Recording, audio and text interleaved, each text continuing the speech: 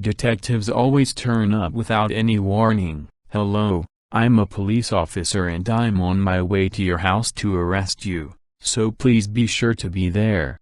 That's something you'll never hear. Anyone who's had a visit from them has discovered an important fact about life, namely, that misery grows up all by itself, in a hidden place, without your even being aware of it, and then one day, suddenly, it knocks on your door. Happiness is just the opposite. Happiness is a cute little flower on your veranda, or a baby canary. You can see it growing, little by little, right before your eyes. It had been mild and sunny all morning. Everything was the same as usual. The TV shows were the same, and the wedge-shaped popsicle I was licking had the same sticky sweetness. When the doorbell rang, my mother went to see who it was. There were 4 men outside, and they didn't come in. My mother, looking a bit shaken, called for my father. I still didn't realize what was going on. The men didn't look as if they'd come to collect on the gas bill, though, and I had a bad feeling about them. A bad feeling is like a thin, cold mist that hangs in the air, then suddenly thickens into a definite shape. One of the men was looking through the doorway at me. My parents turned and looked at me too. The mist grew thicker. My mother sank to her knees on the carpet, and my father walked over to where I was sitting. "Those men are detectives," he told me. "They say you're a suspect in the barricading of Northern High, and they want to take you with them." I couldn't taste the popsicle anymore. The mist was thick as soup. My brain went numb. I'd been found out. But how? Doubts and anxieties whirled around inside me, and my throat was bone dry. I told them it must be some sort of mistake. But, well, Ken, did you do it? The popsicle was melting and dripping on the floor. Yeah, I did it. Ah. My father stared at the little drops on the carpet for a few seconds, then walked back toward the detectives with a pained look on his face. A police station is like nowhere else on earth. You could compare it to a teacher's room in the worst sort of high school, but even that would be stretching things. I walked into the interrogation room muttering to myself, I know nothing. Sitting across the shabby desk from me was a detective named Sasaki who was in the early stages of senior citizenship. When our eyes met, he smiled and chuckled quietly. There were bars on the windows. Sasaki's shirt was open to his chest, and he was waving a fan with a peacock painted on it. It was hot. The sweat ran down my forehead and cheeks and neck, and it was all I could do to keep wiping it off. "You hot?" Sasaki said. I didn't answer. "I'm hot too. Your pals, Yamada, Otaki, Narashima, they told us the whole story." Sasaki took out a highlight and lit up. "They all said you were the leader. That true?" I was really thirsty. The sticky sweetness of the popsicle was still in my throat. "You're not going to talk?" Another cop came in with 2 glasses of cold barley tea and set them down in front of us. I didn't touch mine. I was afraid to. I somehow felt that if I drank it, I'd end up telling them everything. "I see. Well, then, this is going to take some time. Yamada and the others'll probably be back home by noon or so. You're going to stick it out though, huh? Look, you're only 17, and technically you're here of your own volition. We probably won't hold you overnight even if you don't cooperate. We'll get you to come back tomorrow morning. By then we should have the other statements all sorted out, and maybe we'll arrest you." When I left the house, my father had said, "Kenbo, the police know everything. Be honest with them, as honest as you can be without squealing on your friends, and hurry back home. It's not as if you killed someone, after all." I was impressed to see him remain so calm while his son was being dragged off by the cops. "Listen, Yazaki, we're the police. It's our job to do this sort of thing, you understand? We sit in hot, cramped little rooms like this talking to suspects, and they're not all high school kids on their way to Tokyo University, either." "Yeah, I spoke to your teacher, Mr. Matsunaga. He says you're pretty smart. It doesn't take the police any time at all to get the goods on you. Misery develops before you even know it's coming, like a cavity in a tooth. They aren't all people like you. We get hoods, bums, hookers who are half out of their minds, junkies who you can't make head or tail of what they're jabbering about. It tires you out. Hot in the summer, freezing cold in winter. I've got neuralgia. It's no fun for me. But what can I do? 1, 2 in the morning. You just want to get the hell out of here. But if it's your job, well, that's all there is to it. You're studying for college entrance exams, right? That's no fun, either. I know. You still don't want to talk? You can come back tomorrow morning at 8, then. And if you keep this up tomorrow, we're going to have to arrest you. I have no idea what the expression on my face was like right then, but I know I was feeling pretty depressed, and the whole business was beginning to seem ridiculous. The trouble was, I had nothing to fall back on, no stand I could take. All I could rely on was the anti-authority thing. The idea that whatever I did I wasn't going to play along with the cops. But the urge just to get out of that awful place was gradually gaining the upper hand. You know how we found out?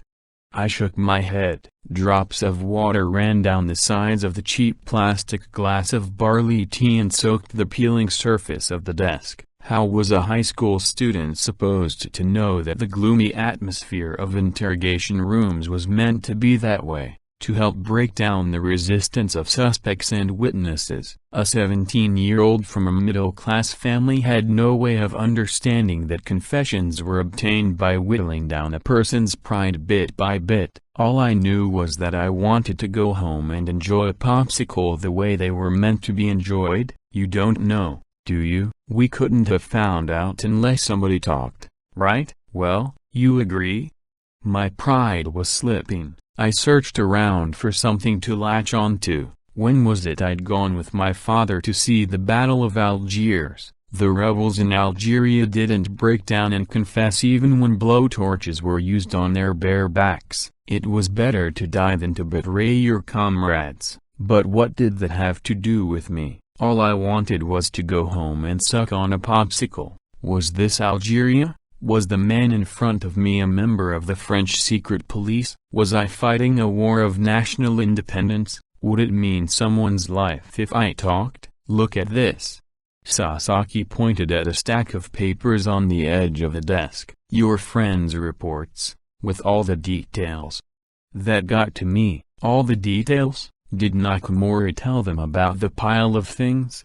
About Yazaki making him take a dump on the principal's desk? I was getting scared. It was just as Adama had said. A turd wasn't funny. There was no ideology in there. I'd read a lot of accounts of student protests, but I didn't remember any of them listing defecation as a tactic. It wasn't so much that I was afraid of the charges against me becoming more serious. I was afraid of being treated like a pervert. There was nothing romantic about a turd. We already know the story, whether you talk or not. Your pals told us everything, so now let's hear it from you. Come on. Don't be stupid. You trying to cover up for somebody? You going to cover up for the clowns that told us they were only following your orders? Does that make you feel good or something? The things he was saying weren't very different from what was going through the mind of the popsicle fan sitting opposite him. He'd mentioned Adama's name. Adama was the only one I could trust. I had no ideological ties with the others. They were different. They were underachievers, and the only reason they'd gone ahead with the barricade was to try to boost their own feeble egos. I couldn't bear being lumped together with dickheads like that. They made it all seem meaningless. Algeria and Vietnam were far away. This was Japan, the land of peace. Sure, we heard the roar of Phantom jets every day. An ex-classmate whiled away her time sucking black sailors. But no blood was being spilled, no bombs were being dropped, no babies were scarred by napalm. So what was I doing here in this steaming shithole of a room at a police station in a little city on the western edge of a country like this? Was I going to change the world by holding my tongue? The radical movement was already in a shambles even at Tokyo University. I wanted something to hold on to, some grounds for opposing this wrinkled, cloudy-eyed old guy in front of me. I could say I hate your guts and stick out my tongue, but that was about all I could do. The part of me that longed to be sucking on a popsicle kept asking questions. Why did you barricade the school? You're not an Algerian rebel or a Viet Cong or one of Che's guerrillas. What are you doing here? I knew damn well I'd done what I'd done because I wanted Kazuko Matsui to like me. But somehow it was hard to respect that as a motive now. Sasaki shifted in his seat. He sat up straight and gave me a dour look. You hoping to become a bum, Yazaki? I've seen a lot of them, you know. Homeless guys that just wander around with nowhere to go. Maybe you were cut out to be one of them. You seem to like that free and footloose way of life, right? I know a lot of people who've gone that way. Yeah, you remind me of some of them, you know. There aren't many stupid beggars. Course, once they become beggars they start losing their marbles. But most of them planned at one time to go on to some good university, Tokyo, Kyoto, that kind of place. Yeah. It's just that something goes wrong, some little thing. They make one little mistake and the next thing they know they're living on the street. They stink something awful, you know, those people. I drank some barley tea, then I threw in a sponge. It was past 11 that night when I got home. Popsicles were the last thing on my mind. My parents didn't say anything at all for quite a while, but my little sister got out of bed in a cute pair of piggy print pajamas to welcome me back. You were out late, weren't you? She said. There's an Alain Delon movie I want to see. Will you take me? Either she didn't know anything or she was just trying to brighten up the atmosphere. Yeah, sure, I'll take you, I said, forcing a smile, which got me an "oh, goody" and a kiss on the cheek. When she was back in bed again, my father muttered, Alain Delon, eh? He had his arms crossed and was peering at the ceiling. What was that movie with Alain Delon and Jean Gabin? You and I and your mother went to see it together a few years back. Milady and Susal, my mother said. You could still see where tears had run down her cheeks. Right. My father fell silent again for several long minutes. At times like this, the ticking of a clock is as loud as a drum. An odd little thought popped into my head. No matter what sort of shit is happening, time just keeps on passing by. Ken. My father turned suddenly and looked at me. What if you get expelled? Obviously the two of them had done some talking while I was gone. Well, I'll take the high school equivalence exam. I'll go to college anyway. Yeah, he said quietly. All right, go to bed. The police contacted us yesterday. This isn't a problem that can be dealt with just by reading you the riot act. The principal will announce your punishment once it's been decided. At any rate, try to keep your noses clean till then. It was the morning that summer supplementary classes were due to begin. Matsunaga, the guy in charge of our class, had called Adama and me into the teacher's room. There was a strange atmosphere in the place. It was nothing like when you were discovered smoking in the John or got caught cutting an exam to go and listen to some jazz. The teachers were cold and distant. You again, Yazaki? You jerk. Why don't you try getting called in here for doing something right once in a while? Nobody said anything like that. The PE instructors and the guidance counselor sat at their desks across the room and stared at us. Some of the teachers even looked down at their desks when our eyes met. I suppose they just didn't know how to deal with the whole thing. After all, it was the biggest disgrace in the history of the school. It was the same in the classroom. The other kids were reading the pillow book of Shonagon, trying to look as if nothing had happened. People like Adama and me were as much of a puzzle to them as to their teachers. Here in darkest Kyushu, between classes, a few close friends gathered around the two of us. I started talking in a loud voice about how much fun it had been. I told them about the planning, the execution, and the police interrogation, playing it up for laughs. The part about Nakamura's doo-doo was punctuated by one burst of laughter after another, and the crowd around us grew till it included about half the kids there. Telling the story made me a star. I learned something from that. If you got all gloomy and apologetic, you'd be on your own. No one there was capable of judging the right or wrong of it all. No one was capable of assessing the barricade in ideological terms. Victory went to whoever had the most fun, behind the blasé front.